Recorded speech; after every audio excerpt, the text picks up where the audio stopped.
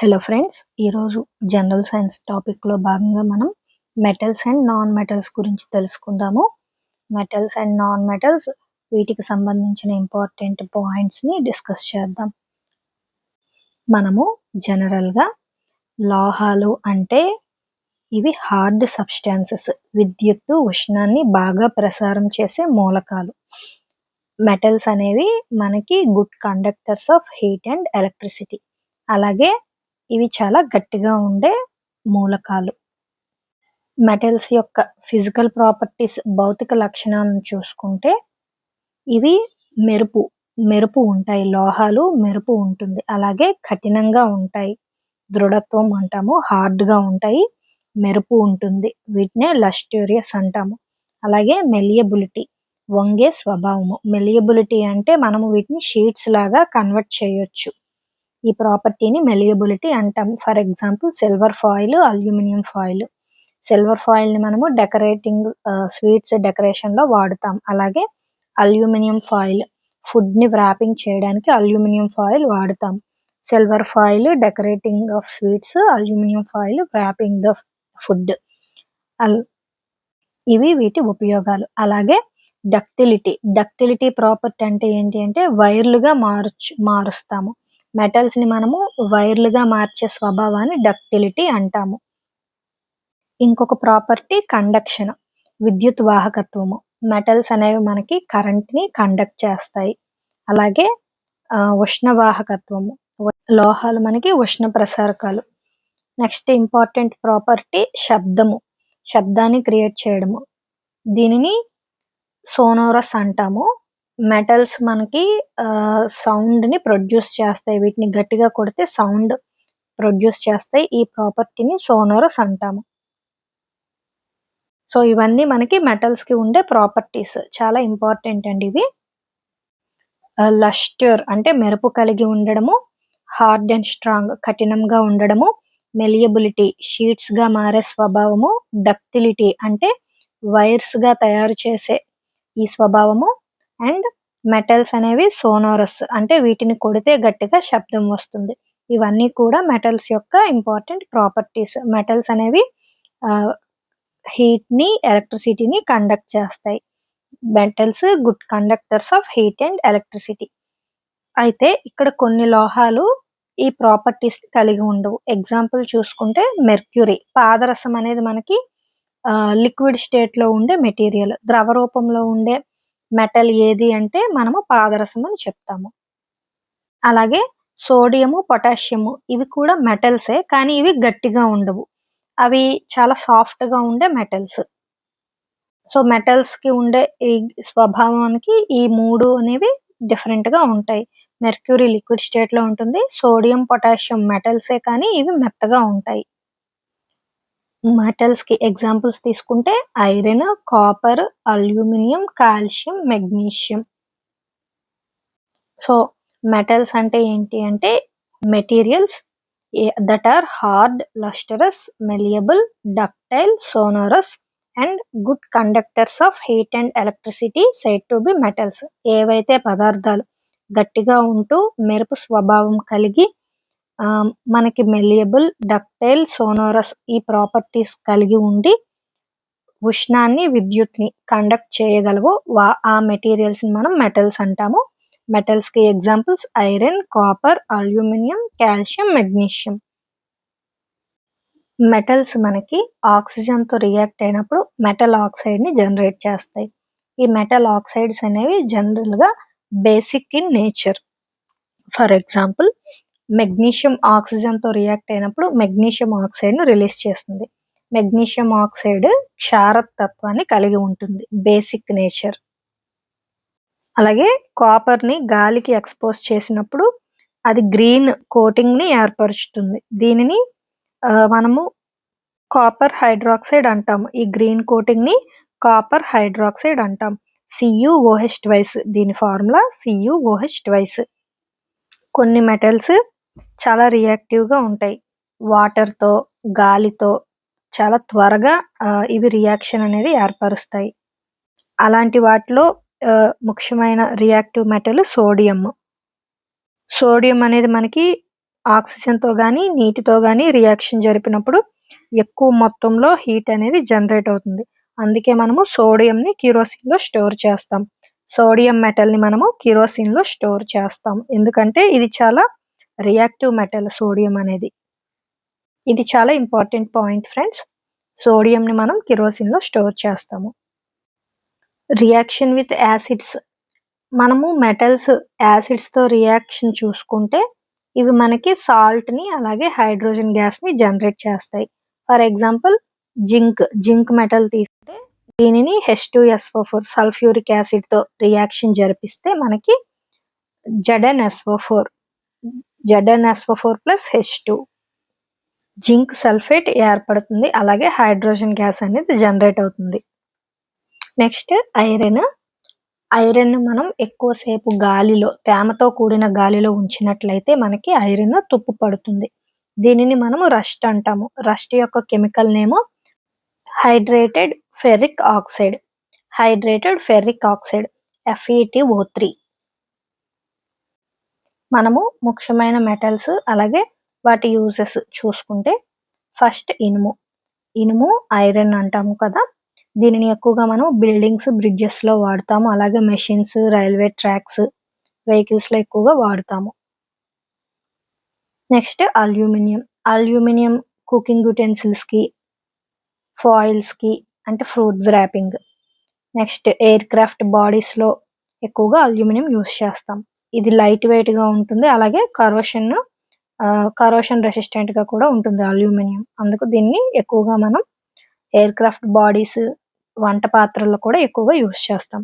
Next కాపర్ని మనం electric wires plumbing pipes coins cookware వీటిలో ఎక్కువగా యూస్ చేస్తాం. మనకి కాపర్ అనేది ఎలక్ట్రిసిటీని బాగా కండక్ట్ చేస్తుంది. అందుకే దీనిని ఎలక్ట్రిక్ వైర్స్లో ఎక్కువగా యూస్ చేస్తారు. జింక్ చూసుకుంటే మనకి ఐరన్ కన్నా జింక్ అనేది ఎక్కువ రియాక్టివ్ ఎలిమెంట్. అలాగే రస్ట్ ప్రివెన్షన్లో కూడా జింక్ వాడుతాము. గాల్వనైజేషన్ ప్రాసెస్లో ఐరన్ని గాల్వనైజేషన్ చేసే ప్రాసెస్లో జింక్ని వాడుతాం. అలాగే అలాయ్స్ని తయారు చేయడంలో జింక్ని యూస్ చేస్తాము.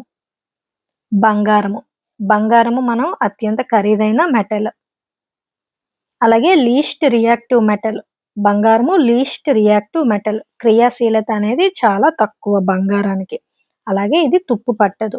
దీనిని జ్యువెలరీ కాయిన్స్ ఎలక్ట్రానిక్ సర్క్యూట్స్లో యూస్ చేస్తాము. వెండి బెస్ట్ కండక్టర్ ఆఫ్ ఎలక్ట్రిసిటీ. అంతేకాకుండా మనము వెండిని జ్యువెలరీ కాయిన్స్ ఎలక్ట్రికల్ కాంటాక్ట్స్లో వెండిని వాడుతాము.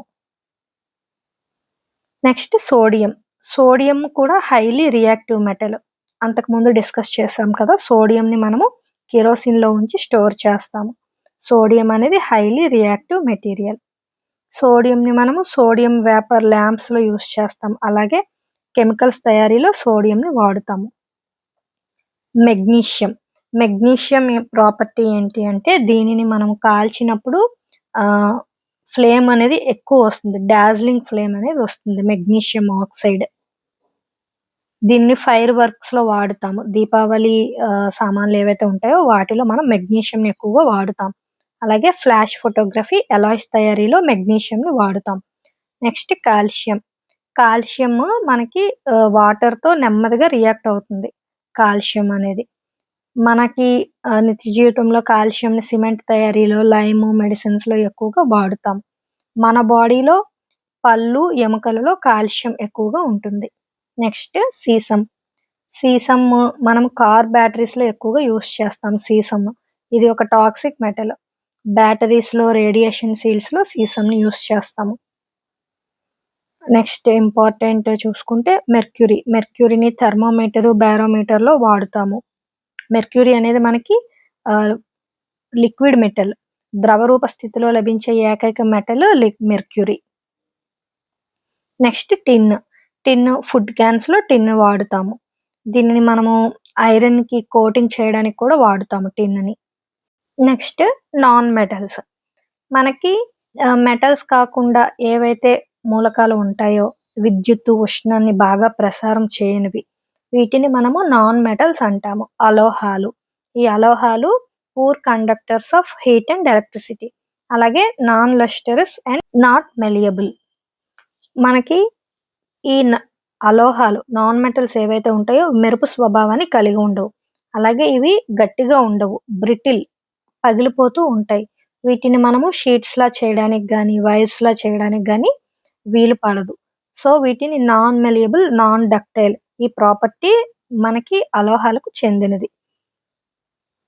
ఇవి మనకి సాలిడ్, లిక్విడ్, గ్యాస్ ఈ 3 స్టేట్లోనే లభిస్తాయి. నాన్ మెటల్స్ కి ఎగ్జాంపుల్ తీసుకుంటే కార్బన్, ఆక్సిజన్, ఫాస్ఫరస్ ఇవన్నీ నాన్ మెటల్స్ కిందకు వస్తాయి.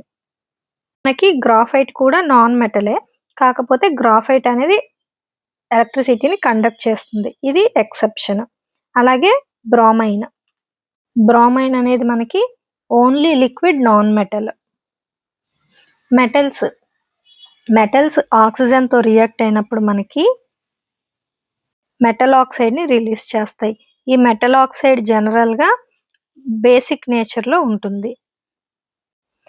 నాన్ మెటల్స్ మనకి ఆక్సిజన్తో రియాక్ట్ అయినప్పుడు యాసిడ్స్ని జనరేట్ చేస్తాయి. నాన్ మెటల్ ఆక్సైడ్స్ ఎసిడిక్ నేచర్లో ఉంటాయి.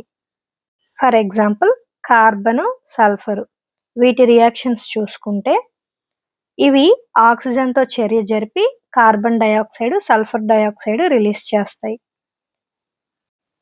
ఈ నాన్ మెటల్ ఆక్సైడ్స్ వాటర్తో చర్య జరిపి యాసిడ్స్ని జనరేట్ చేస్తాయి.